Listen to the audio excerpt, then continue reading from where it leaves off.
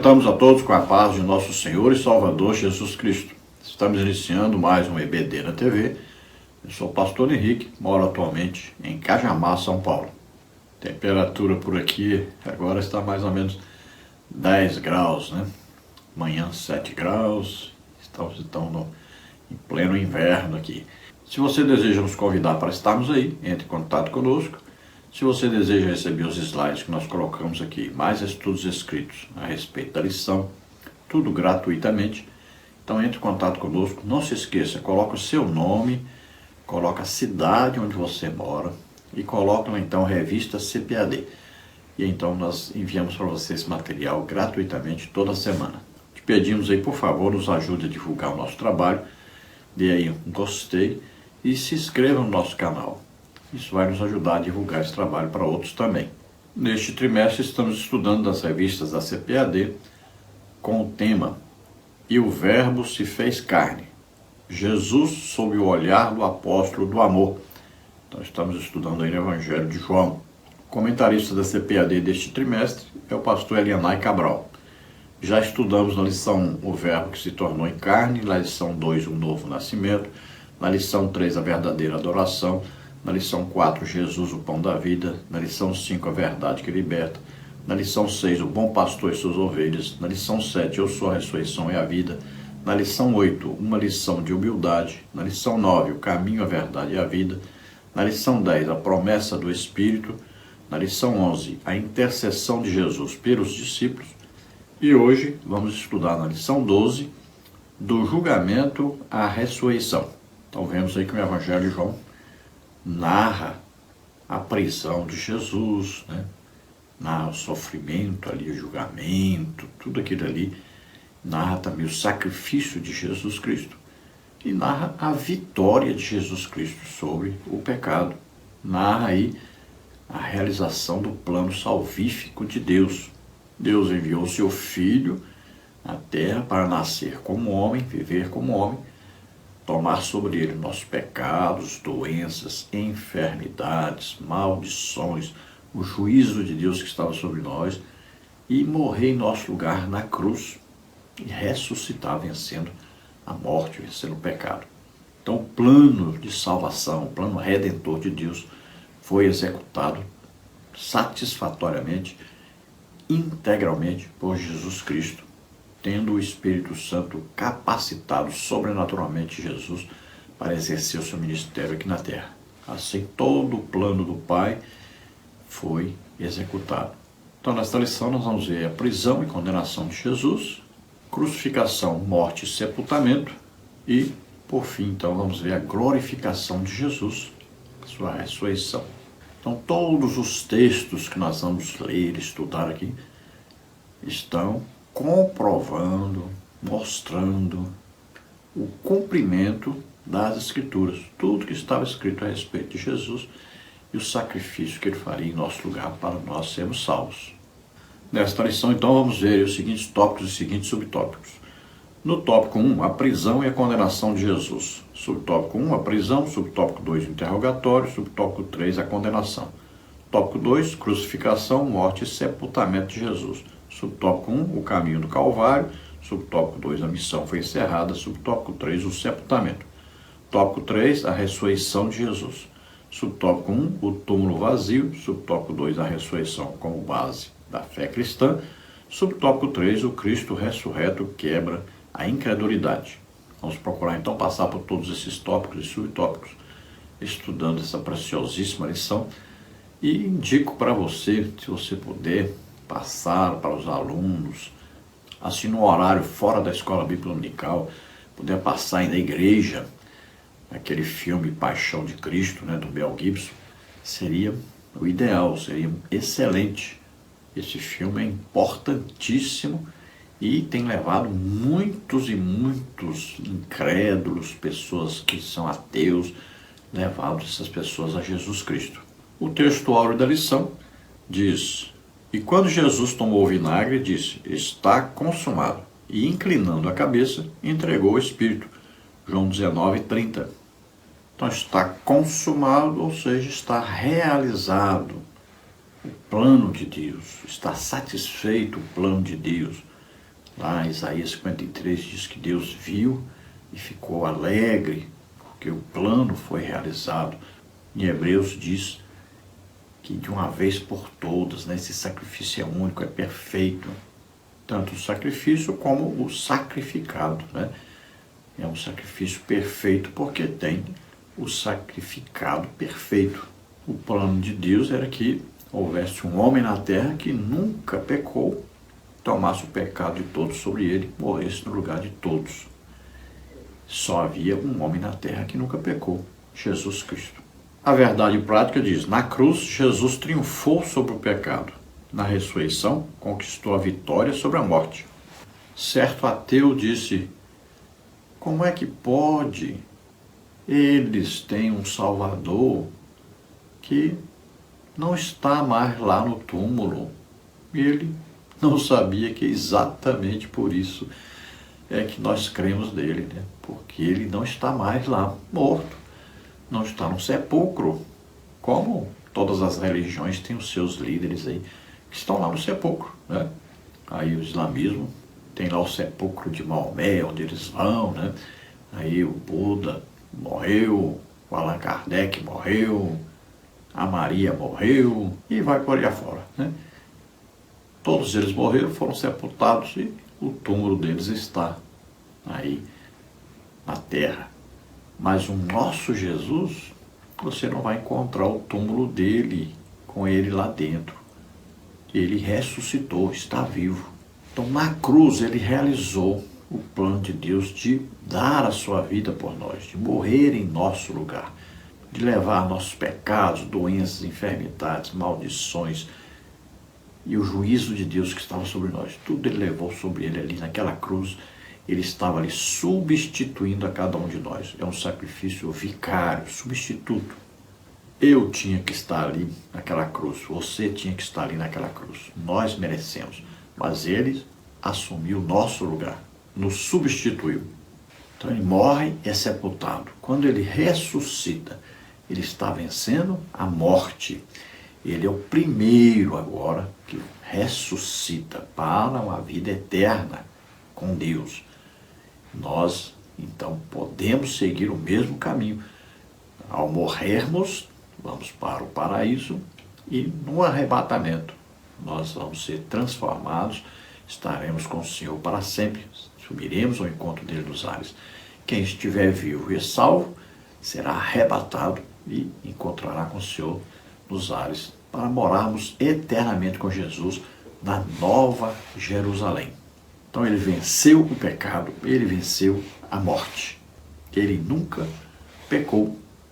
Fez o sacrifício perfeito, o sacrifício único, verdadeiro, por todos os seres humanos. A leitura bíblica em classe está em João 19, 17 e 18, versículos 28 e 30, e também no capítulo 20, versículos de 6 a 10. Vamos ler. João 19, 17 em diante. E levando ele às costas a sua cruz, saiu para o lugar chamado Calvário, que em hebraico se chama Gólgota, onde o crucificaram, e com ele outros dois, um de cada lado, e Jesus no meio. Depois, sabendo Jesus que já todas as coisas estavam terminadas, para que a Escritura se cumprisse, disse, tenho sede. Estava, pois, ali um vaso cheio de vinagre, e encheram de vinagre uma esponja, e pondo-a no ensopo, lhe achegaram à boca. Quando Jesus tomou o vinagre, disse, está consumado. E inclinando a cabeça, entregou o Espírito. João 20, versículo 6 em diante. Chegou, pois, Simão Pedro, que o seguia, e entrou no sepulcro, e viu no chão os lençóis, e que o lenço que estava sobre a sua cabeça não estava com os lençóis, mas enrolado num lugar à parte. Então, entrou também o outro discípulo que chegara primeiro ao sepulcro, e viu e creu, porque ainda não sabiam a Escritura, que diz que era necessário que ressuscitasse dos mortos. Tornaram, pois, os discípulos para casa. Então vemos aí a narração de que Jesus levou às suas costas a cruz, na qual ele seria crucificado, foi para um lugar chamado Calvário, em hebraico, foi para um lugar chamado Calvário, que em hebraico é chamado Gólgota, ou lugar da caveira, que é um monte em forma de uma caveira, e ali então ele foi crucificado.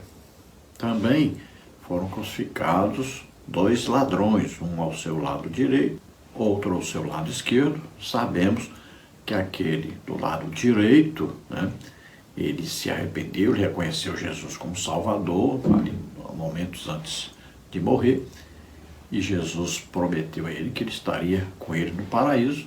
E o ladrão da esquerda, esse foi condenado, porque não se arrependeu e não reconheceu Jesus como Salvador. Então Jesus, ele escolheu a hora de se entregar, a hora de sofrer por nós na cruz, a hora de morrer.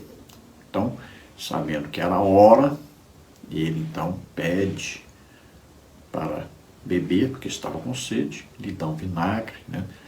E ali, que era o costume de dar para entorpecer a pessoa, mas Jesus só encostou a boca ali. Ele estava ali exatamente para sofrer por nós, para morrer por nós. Nessa hora, então, é que ele vai dizer: Deus meu, por que me desamparaste? Porque o pecado de todos nós, de toda a humanidade, estava sobre ele. O pecado é uma barreira entre Deus e nós. Então Jesus vai agora romper essa barreira com a sua morte. E como estava escrito que exatamente, né, ele pediria de beber, então está aí tudo sendo cumprido nessa hora. A palavra de Deus foi cumprida integralmente. Suas roupas ali, né, seu manto foi ali sorteado entre os soldados. Tudo isso estava escrito. Então nessa hora ele entrega o seu espírito, ou seja, nessa hora ele morre por nós naquela cruz. Evidentemente, como homem, como Deus, Jesus nunca morreu, nem nunca nasceu e nem nunca morreu, é eterno, é Deus. Aí narra também um fato muito importante, que as pessoas não têm a percepção espiritual sobre esse evento, e que é muito importante. Quando ali Maria Madalena chega aos apóstolos e diz que Jesus ressuscitou, 2 discípulos principais correm para o sepulcro. Então ali são Pedro e João. Pedro era mais velho, João mais novo. Então Pedro corre para o sepulcro e João também. Pedro chega e entra para o sepulcro. João chega e fica na porta. João é mais íntimo de Jesus, João entende melhor as coisas espirituais, percebe mais as coisas espirituais.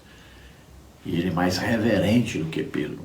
Veja que no sepulcro João olha e vê os lençóis. Como é que fazia naquela época? Enrolava a pessoa assim, em lençol, ungia, né, o corpo com óleo, tudo, depois enrolava o lençol, passava mais óleo, perfumes. Então a pessoa ficava igual uma múmia. E o queixo da pessoa que era amarrado com um lenço à cabeça, para não ficar com a boca aberta. Então João olha e vê, olha bem, veja você também conosco, veja bem, Jesus ressuscita, ele passa pelos lençóis, ele não vai para o céu com aqueles lençóis, e nem com aquele lenço aqui no queixo, né, amarrando a cabeça. Então João olha e vê, olha, se alguém tivesse roubado o corpo de Jesus, ele tiraria os lençóis para levar o corpo? Evidentemente que não, porque ele estava colado no corpo de Jesus. Outra coisa, se alguém levasse e retirasse os lençóis que estavam enrolando Jesus, os lençóis ficariam enroladinhos? Também não. O lenço que estava amarrando a cabeça, a pessoa tiraria o lenço e jogaria em cima dos lençóis. Mas o lenço estava separado do lugar onde antes estava a cabeça de Jesus. Então João olha, vê os lençóis enroladinhos e fala: é impossível tirar o corpo de dentro dos lençóis e o lençol ficar enroladinho do mesmo jeito. Também o lenço está onde estava a cabeça de Jesus. Então é impossível alguém ter roubado o corpo e ficar desse jeito, o lençol e o lenço. Por isso que diz ali, que ele viu e creu que Jesus havia ressuscitado, passado pelos lençóis. O filme, de Mel Gibson, lá na Paixão de Cristo, é o que mais a gente vê assim, mais próximo da realidade, daquilo que aconteceu ali. Mas também não é perfeitamente o que aconteceu, mas é o que mais se aproxima. E quase ninguém, você pode olhar os comentários, você não vai ver ninguém falando isso. Ninguém consegue perceber espiritualmente o que estava acontecendo ali. Porque a ressurreição, você vai, sua roupa fica. Você recebe vestes celestiais. É um corpo espiritual, celestial. Nós não vamos com essa roupa nossa daqui. Por incrível que pareça, nós sabemos de vários irmãos que eles se preocupam muito, na hora de dormir, a roupa que vai dormir, pensando no arrebatamento. Como se, é coisa impressionante, como se ele fosse daquela roupa para o céu. Mas não, ninguém vai levar roupas humanas. O corpo é transformado de corpo material para espiritual, de corpo terrestre para corpo celeste, de corpo corruptível, ou seja, que se apodrece, para corpo incorruptível, eterno. Então vemos que ali Pedro é mais velho, chega depois de João, porque João chega, mas fica na porta. E Pedro não, chega afoito e já entra, E João olhando, então, ele percebe isso, acha incrível, maravilhoso. Por isso que a Bíblia diz que ele viu e creu. A introdução da lição diz: nesta lição iremos abordar a prisão, a condenação, a crucificação, a morte, o sepultamento e a ressurreição de Jesus. Estes eventos demonstram o cumprimento da missão do nosso Salvador. Toda essa missão pode ser resumida na frase: está consumado. A obra de Cristo do Calvário e a sua ressurreição constituem a base da esperança cristã. Então veja, um resumo, evidentemente, que nós vamos ver nesta lição sobre, então, a prisão de Jesus, seu julgamento e condenação, a crucificação, a morte, o sepultamento, também a ressurreição de Jesus. Tudo isso cumprindo o plano pré-estabelecido por Deus para a nossa salvação. Então Jesus realiza o plano, ele é o verbo de Deus. Deus Pai planeja, Jesus Cristo executa, e o Espírito Santo é aquele que deu poder a Jesus para pregar o Evangelho, acontecer sinais, prodígios e maravilhas. E o Espírito Santo também é que nos revela isso sobrenaturalmente quando nós ouvimos e cremos. Então, para resumir toda essa obra que Jesus realizou, diz aí, está consumado, ou seja, está realizado o plano, cumprido o plano, executado o plano.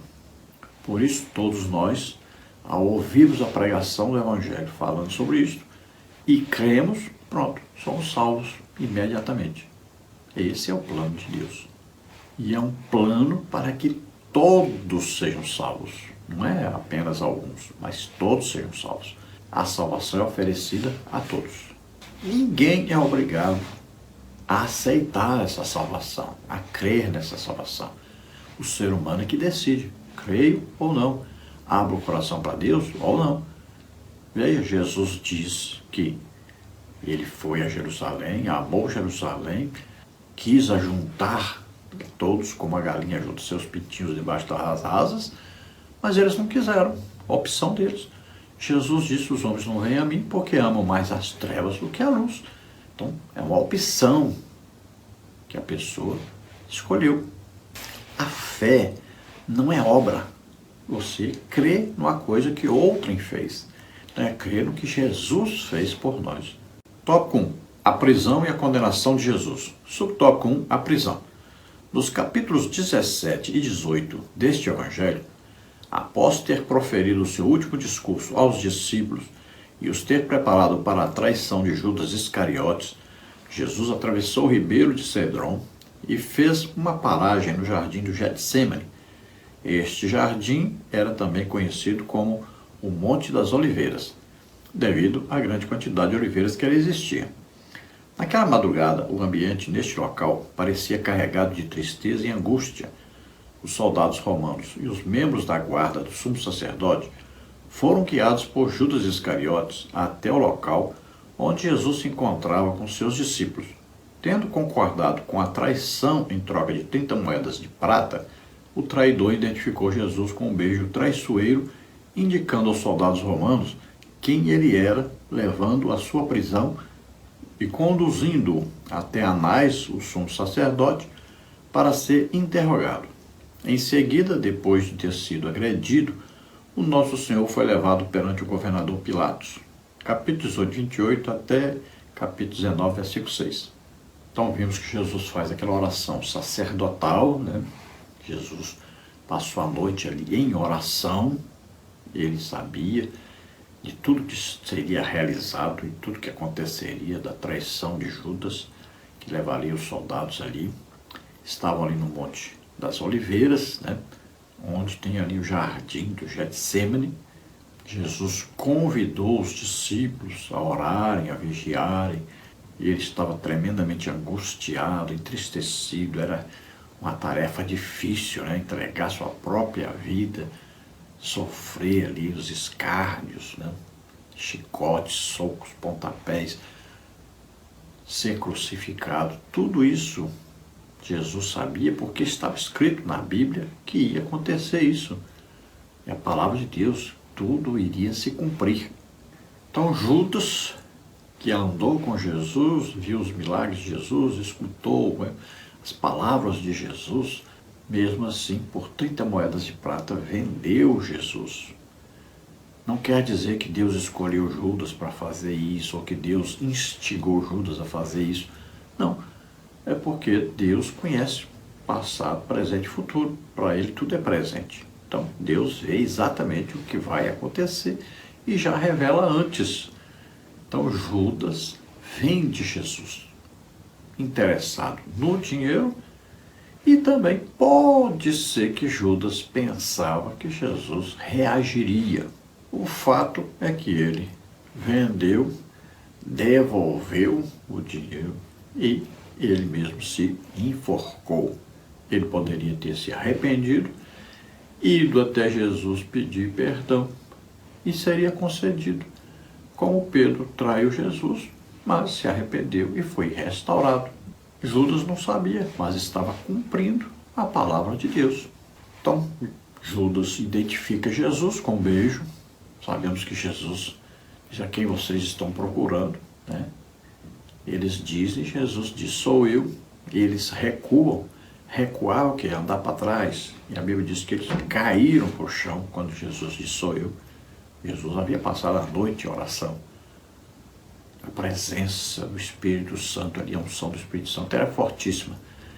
Então veja que só dele dizer sou eu, eles caíram para trás, caíram para o chão. Quando fala recuar, é para trás mesmo. Jesus nessa hora poderia matá-lo a todos. Nem ele precisava fazer isso. Mandava um anjo matou 185 mil soldados. Imagine, é simples, né? Se matou 185 mil soldados, imagine aquele pouquinho que estava ali.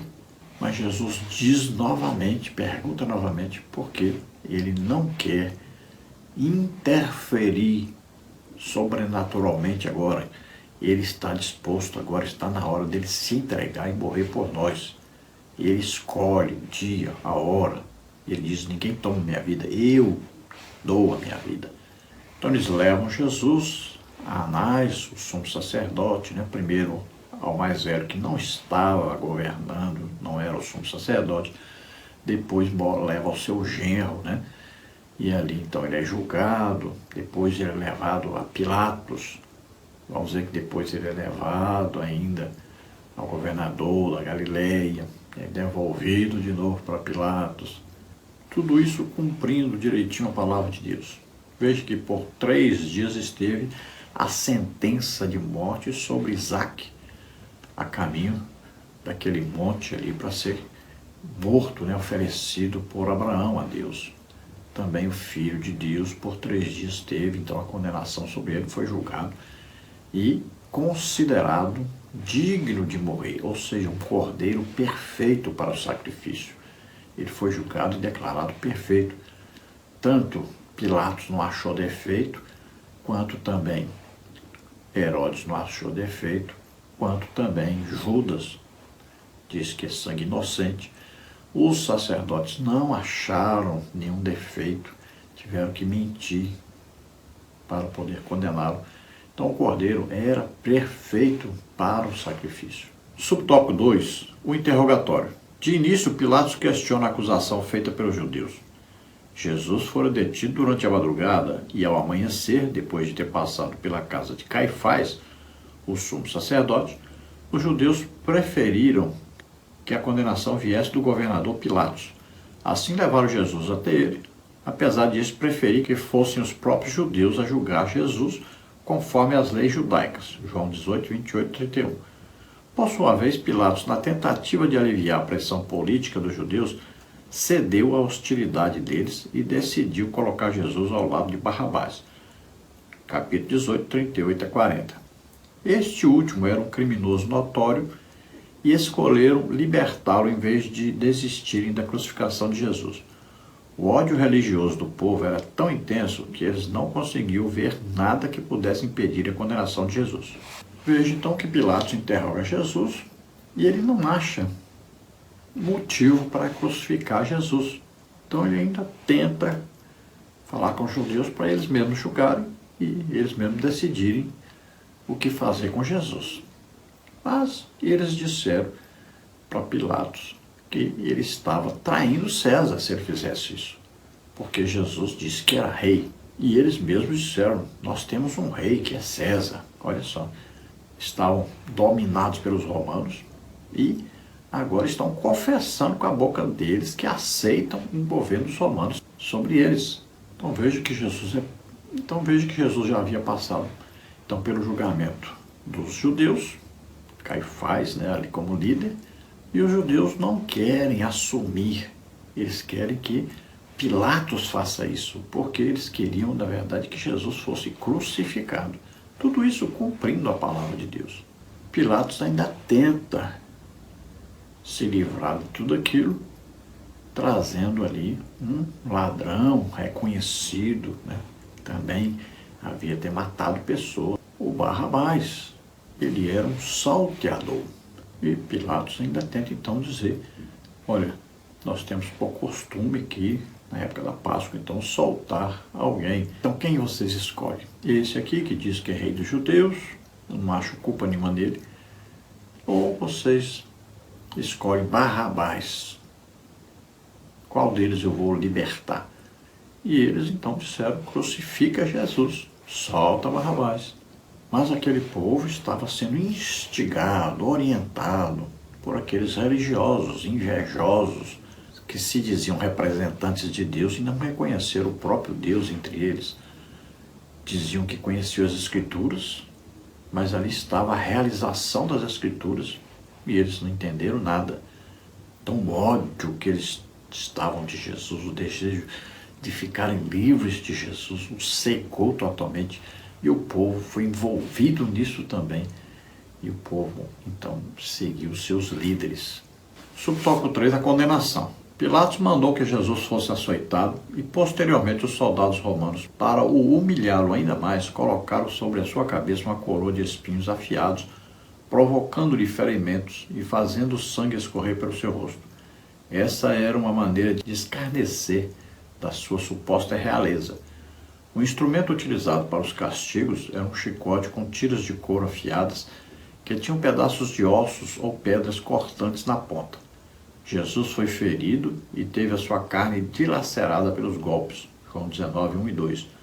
Nesse momento, nosso Senhor assumiu as nossas enfermidades e dores.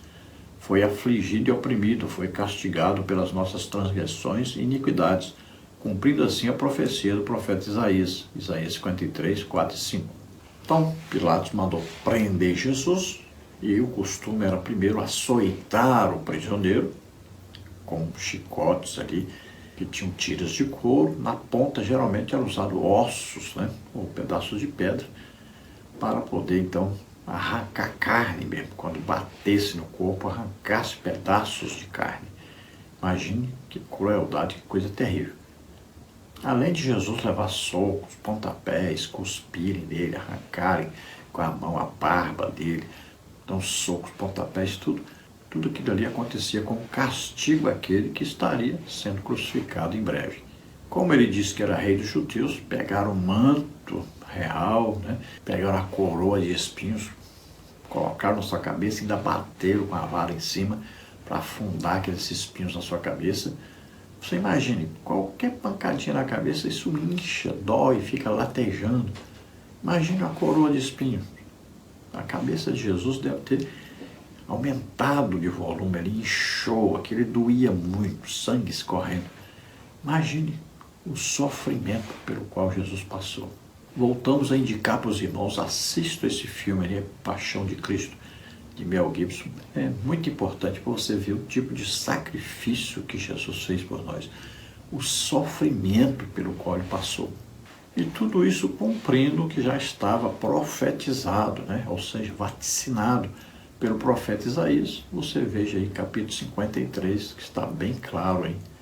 Versículos 4 e 5 dizem: verdadeiramente ele tomou sobre si as nossas enfermidades e as nossas dores levou sobre si, e nós o reputamos por aflito, ferido de Deus e oprimido.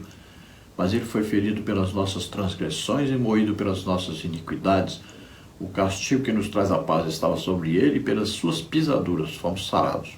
Então aí, mostrando que cada uma dessas chicotadas, né, murros, pontapés, tudo isso por nós, levando sobre ele nossos pecados, doenças, enfermidades, maldições, o juízo de Deus, tudo isso ele levou sobre ele, tudo isso está sofrendo por nós, para nos trazer paz com Deus. Jesus então sofreu tudo isso. Tudo isso aí é cumprimento então da palavra de Deus. Tudo realizando o plano salvífico de Deus para a nossa salvação. Jesus executando cada coisa que estava escrita sobre ele. Tópico 2. Crucificação, morte e sepultamento de Jesus. Subtópico 1. O caminho do Calvário. Após a tentativa de Pilatos evitar a crucificação e libertar Jesus, não conseguiu impedir o castigo mais severo. Finalmente, no versículo 16, lê-se: então entregou-lhe para que fosse crucificado. João 19:16. Sob os açoites dos soldados, Jesus carregava sua cruz até chegar ao Gólgota, local conhecido como lugar da caveira, devido à forma que o monte apresentava. Em João 19:18, menciona-se que o Gólgota era um lugar público onde as pessoas podiam testemunhar o horrível drama ao qual os soldados romanos submetiam os condenados. Nos evangelhos sinópticos, Mateus, Marcos e Lucas, foram registrados detalhes sobre os eventos durante a crucificação do Senhor. Ao lado de Jesus, à sua esquerda e à sua direita, estavam dois outros homens acusados como criminosos. Lucas 23, 40 a 43, sendo que Lucas narra o arrependimento de um deles, enquanto o outro zombava de Jesus. É curioso notar que o profeta Isaías também mencionou isso anteriormente no capítulo 53, 12, afirmando que ele foi contado com os transgressores. Então, depois da tentativa de Pilatos de livrar Jesus da condenação à crucificação, não teve jeito. Então, Jesus é levado para o Gólgota, Calvário, um monte chamado Caveira, que tinha um formato de uma caveira, tinha dois olhos ali, né? Parecia um crânio. Então Jesus é levado ali. Ali é um local que de longe dá para ver, e também as pessoas iam ali para ver as pessoas que eram crucificadas pelo Império Romano. A maneira que eles usavam era exatamente a crucificação. Não é à toa que também os muçulmanos, no seu livro, né, sagrado, também indicam que eles devem matar os cristãos da mesma maneira, crucificando-os ou então degolando. Veja bem, lá diz até a maneira de matar. Diz que isso traz para eles a ida ao paraíso, aquele que fizer isso. Olha só como é a religião. Então, nos evangelhos aí, sinóticos, né, Mateus, Marcos e Lucas, eles falam mais detalhes aí do que aconteceu tudo ali no Monte da Caveira, né, no Monte Gólgota, ou seja, Calvário. Sabemos então que à direita e à esquerda de Jesus haviam dois ladrões, né, dois malfeitores, que estavam na mesma condenação, como está registrado na palavra de Deus, já está escrito. Então ele é contado com os transgressores, e também nós vemos que ele vai para o lugar onde nós deveríamos ir, né? Ele vai para o inferno em nosso lugar. Ele vai para o mesmo lugar que aquele rico da parábola, né? Lá o rico foi condenado, então, para o lugar dos ímpios.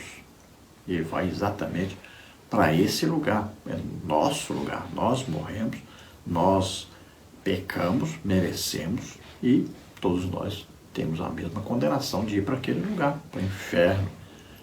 Naquele tempo não tinha ainda inferno e paraíso. Era um local só com duas divisões, lugar dos justos e lugar dos ímpios. Jesus foi para o lugar dos ímpios, nós tínhamos que ir para lá, ele estava nos substituindo. Mas ali houve um julgamento, né, e ele foi justificado em espírito. Ele nunca pecou, ele estava levando os nossos pecados sobre ele. Então ele é declarado justo, santo. Ele ressuscita. Ele inaugura o paraíso.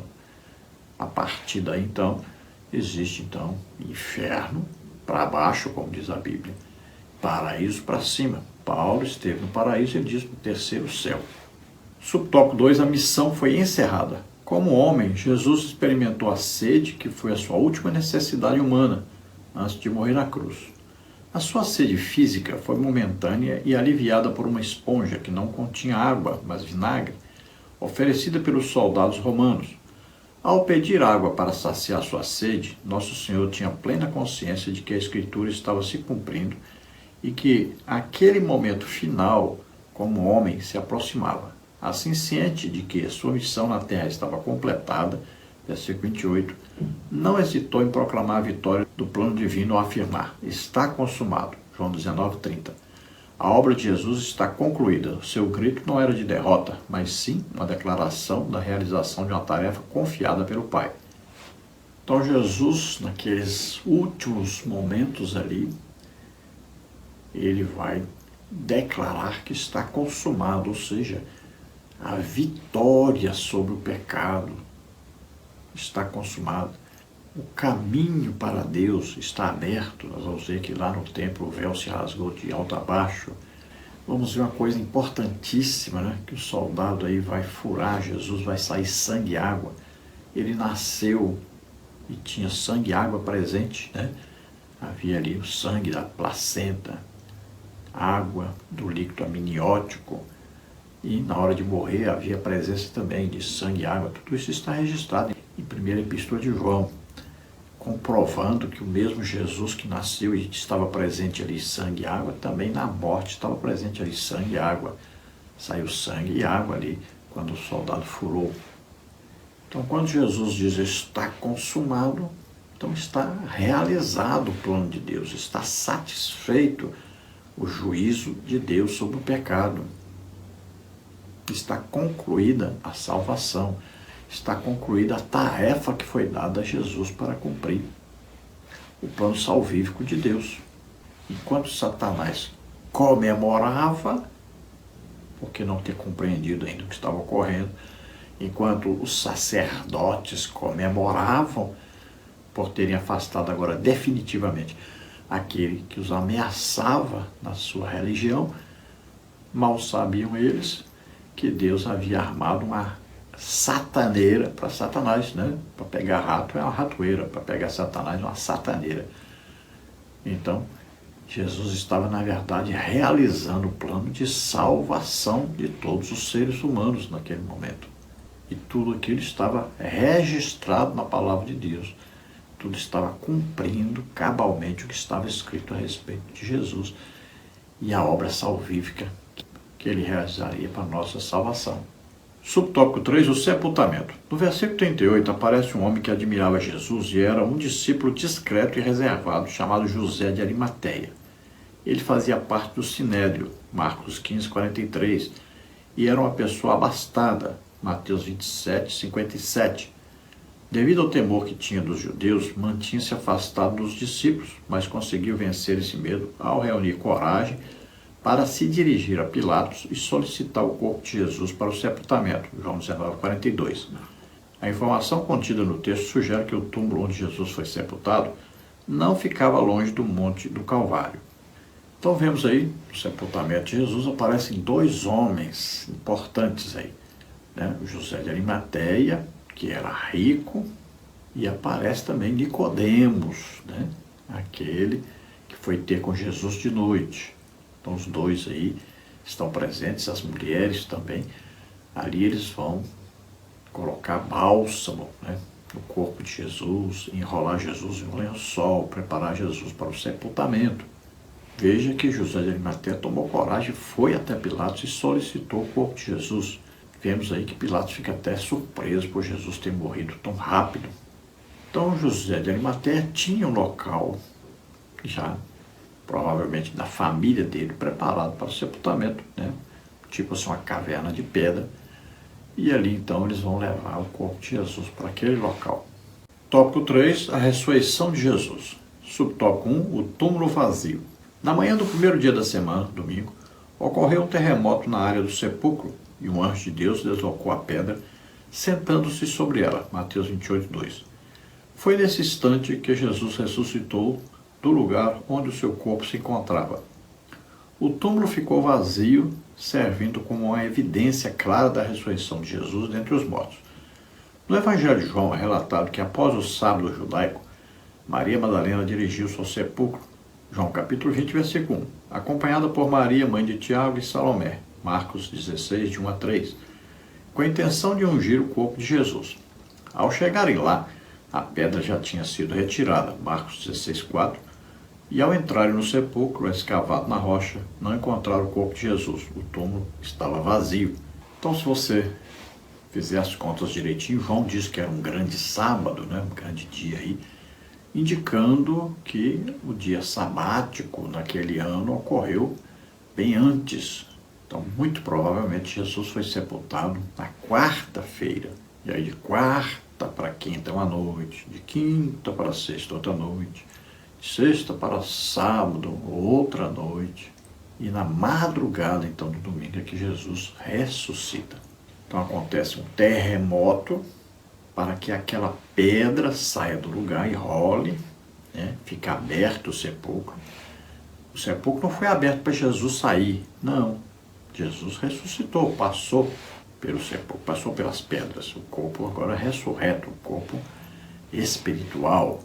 A pedra foi retirada para as mulheres entrarem, não para Jesus sair. Dois anjos estavam ali em cima daquela pedra. Quando as mulheres chegaram, então, por que vocês estão procurando no lugar de mortos aquele que está vivo? Ou seja, ninguém vai ao cemitério para procurar alguém que está vivo. Então elas entram e vão ver que Jesus não está ali.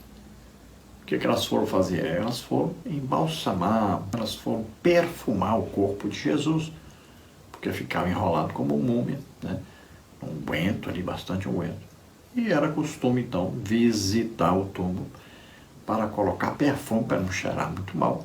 E as pessoas poderiam até visitar ali, porque na época que Jesus morreu ali, ninguém poderia visitar, porque era um dia sagrado para os judeus, né, que era ali considerado o dia de sábado, agora não mais um dia sabático, mas o sábado tradicional que eles tinham que guardar. Então elas só puderam ir domingo de madrugada ao sepulcro. Então ali estava Maria Madalena, Maria mãe de Tiago, e estava também a Salomé. Também vemos que outras mulheres estavam por ali. Elas então foram até os discípulos e Maria Madalena ficou um pouco mais, ficou ali dentro, estava chorando. E Jesus então aparece lá fora. Veja, a luz lá de fora brilhou, cegou Maria Madalena. Ela não sabia quem estava na porta, não podia identificar, porque lá havia luz, ela estava num lugar escuro. Então aquele homem chama pelo seu nome. E ela pensando que era o jardineiro que cuidava ali do jardim, que cuidava ali dos túmulos. Então ela pede, onde é que o senhor colocou o corpo? Roubaram o corpo de Jesus, onde é que colocaram? E Jesus disse, Maria. Ela reconhece agora a voz de Jesus. Haviam presentes ali 2 anjos, um onde estavam os pés de Jesus e outro onde estava a cabeça de Jesus antes. E Jesus vai aparecer então na porta. E Jesus pergunta para ela: por que choras? Então ela pensa que é então o jardineiro. E só levaram o corpo de Jesus. Onde é que puseram ele? Você sabe onde é que está? Ela quer pegar o corpo de Jesus e colocar no sepulcro, ou levar o corpo de Jesus. Então quando Jesus disse Maria, ela reconheceu que era Rabone, que era Jesus, que era o mestre. Então ela vai abraçar Jesus, mas Jesus disse: não me retenha, que eu ainda não subi para meu Pai e vosso Pai, meu Deus e vosso Deus. Então vai dizer aos discípulos que eu ressuscitei. Veja, a pregadora do legítimo evangelho da ressurreição de Jesus. Coube a uma mulher que antes era endemoniada, foi liberta por Jesus, coube a esta mulher pregar o primeiro evangelho falando a respeito da morte e ressurreição de Jesus. Nós temos uma mulher samaritana levando todo o povo de uma cidade de Sicá, até Jesus. Temos agora Maria Madalena, que vai ser a primeira a pregar morte e ressurreição de Jesus. O evangelho correto, o evangelho verdadeiro. O anjo disse: não está aqui, ressuscitou. Então veja que nas palavras do anjo, quando elas chegaram ali, ele já havia dito: ele não está aqui, ele ressuscitou. Subtópico 2, a ressurreição como base da fé cristã. Em sua abordagem sobre a importância da ressurreição, o apóstolo Paulo dirigiu-se aos coríntios afirmando que Cristo ressuscitou dos mortos e que, se essa afirmação não fosse verdadeira, a nossa fé e a nossa mensagem seriam inúteis. 1 Coríntios 15, 12 a 14. Existem pelo menos 2 razões para crermos na ressurreição do Senhor.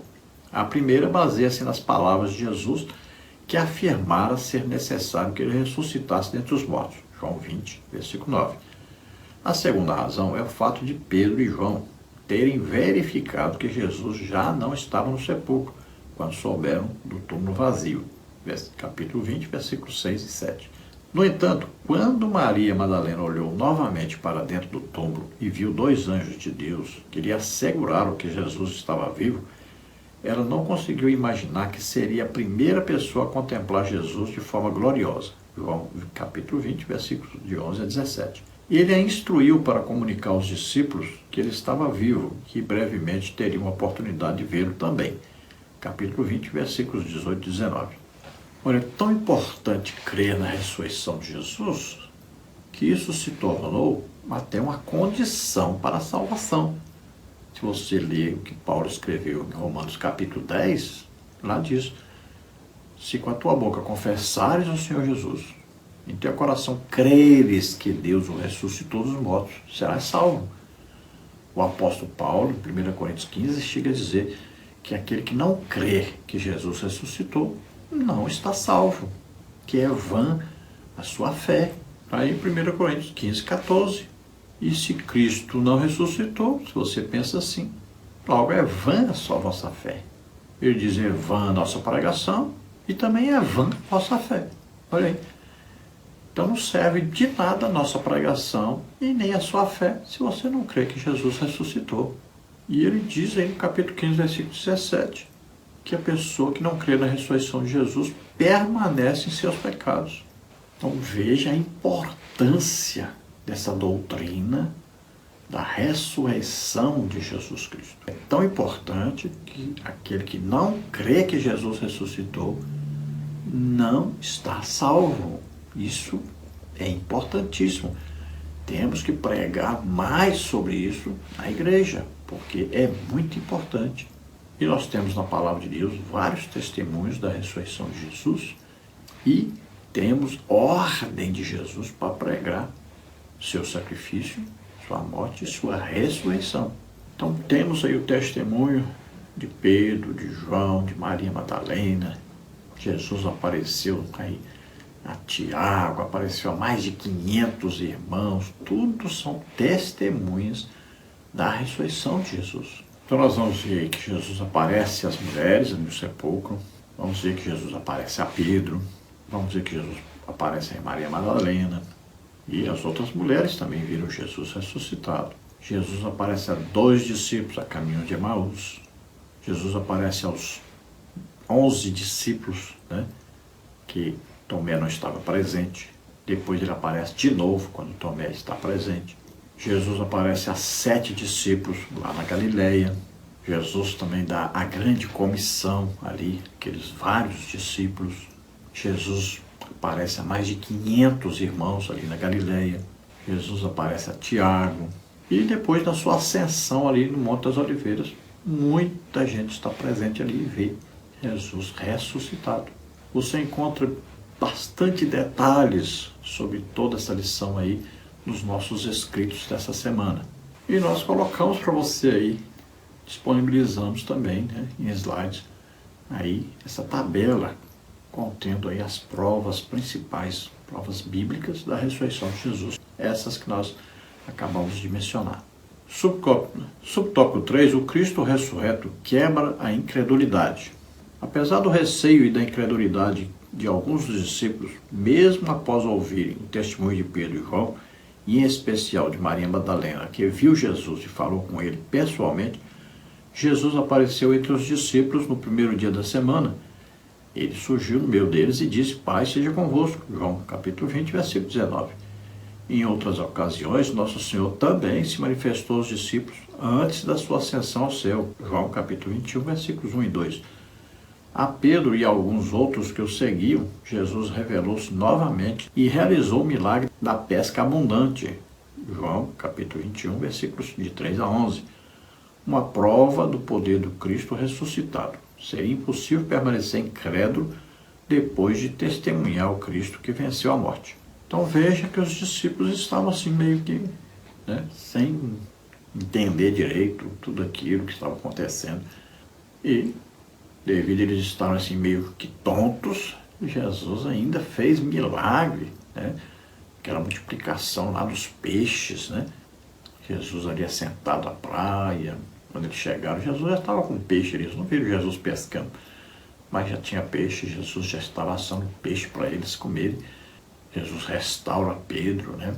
Veja só, tudo isso aconteceu para que eles tivessem certeza realmente. Jesus morreu, mas ressuscitou. Jesus apareceu a eles lá, naquele cenáculo ali, onde eles estavam reunidos com medo de serem presos. Jesus se apresentou ali 2 vezes. Então viram Jesus realmente e assistiram, viram ali Jesus sendo assunto aos céus. Então não tinha mais como negar, não tinha mais como ter dúvida. E eles saíram então pregando, depois de receber o batismo com o Espírito Santo, saíram pregando que Jesus havia morrido, mas que Jesus havia ressuscitado. E essa é a pregação nossa. Então é a vitória final sobre o pecado, sobre a morte. E também temos aí a gloriosa ressurreição e ascensão de Jesus. Conclusão: a ressurreição do Senhor Jesus é o evento mais significativo do Novo Testamento. Este acontecimento concretiza a nossa esperança na ressurreição do corpo, tal como está expresso no Credo Apostólico, um importante documento da tradição cristã. Creio na ressurreição da carne. Assim, à luz deste fato, somos encorajados a manter a nossa fé, pois depositamos a nossa esperança naquele que triunfou sobre a morte de forma definitiva. Então, veja só, de que adiantaria tudo aquilo que Jesus fez se ele não tivesse ressuscitado, se ele não tivesse vencido a morte, não tivesse vencido o pecado, não tivesse vencido o poder de Satanás sobre a morte? Veja só, a ressurreição é importantíssima. É o evento aí que vai coroar todo o plano de Deus para nos salvar. É a vitória de Jesus sobre tudo que nos impedia de sermos salvos, de ressuscitarmos e estarmos para sempre com o Senhor. Por isso, nós mantemos uma íntima comunhão com Jesus, falamos com Jesus, ouvimos Jesus falar conosco, somos aí canais de Jesus para abençoar as pessoas. Jesus está presente o tempo todo conosco. Se ele não tivesse ressuscitado, nós não poderíamos estar falando com Jesus. Não poderíamos ter intimidade assim com Jesus. Não poderíamos representar Jesus. Não poderíamos ser canais de Jesus para que Ele continue curando, pregando, ensinando, fazendo seus milagres, maravilhas em nosso meio. Quando eu vou lá e ponho as mãos sobre a pessoa doente, enferma, quem é que está ali presente? Jesus Cristo. Qual o poder que entra em operação? O poder do Espírito Santo. Mas com Jesus ali presente. É Jesus que salva, Ele que cura, Ele que liberta. Quem é que vem nos buscar? Jesus está vivo. Está à direita do Pai intercedendo por nós. Vamos orar agora? Se você crê nessa mensagem que nós hoje falamos aí, da prisão, da condenação, da morte de Jesus, da sua crucificação, né, da sua ressurreição, tudo isso, você crê nisso, então você é salvo agora. É por isso que Jesus fez tudo isso, para salvar você, para salvar a todos nós. Então abra o seu coração para Deus agora, creia nisso, e você é salvo agora. Você é perdoado agora. Não adianta nada Ele ter feito tudo isso se você não crê agora, se você não entregar a vida para Deus agora. Para você não valeu nada. Para todos os que foram salvos, valeu tudo. Então, abra o seu coração, entregue sua vida para Deus agora. Vamos orar. Nesse instante, o Espírito Santo vem convencer você do pecado, da justiça e do juízo. Você se arrepende, pede perdão. Você recebe o perdão de Deus agora. O Espírito Santo vem morar em você. A partir de agora você se torna filho de Deus. Vamos orar. Se você está doente ou está enfermo, olha aí, Jesus já levou, aquele dia que Ele morreu na cruz, Ele estava levando também nossas doenças e enfermidades sobre Ele. Creia, receba agora o seu milagre. Vamos orar. Pai, em nome de Jesus, te apresentamos agora essas vidas que se chegam a Ti, Senhor. Estão agora se arrependendo dos seus pecados, pedindo perdão.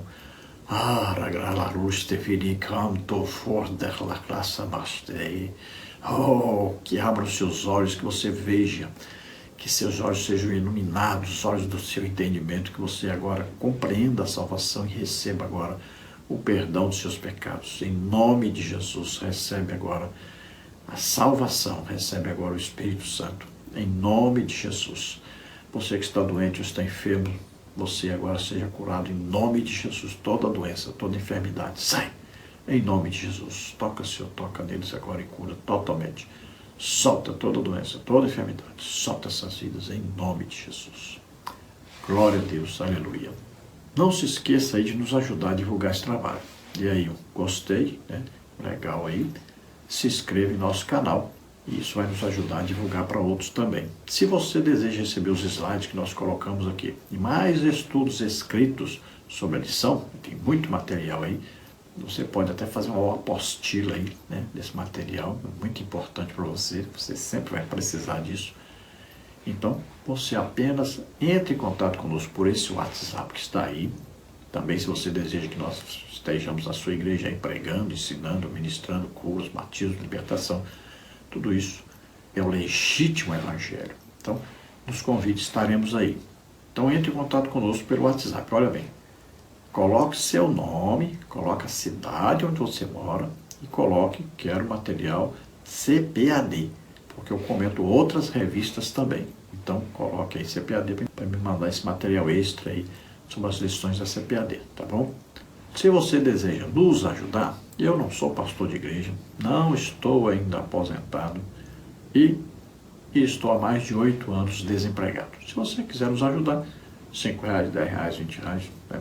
Não importa a quantia que você mandar, apenas importa que você abra o seu coração e ajude.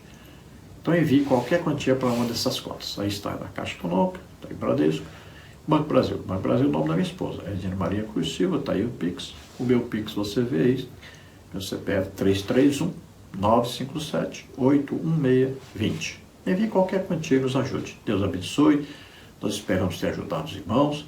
A paz do Senhor.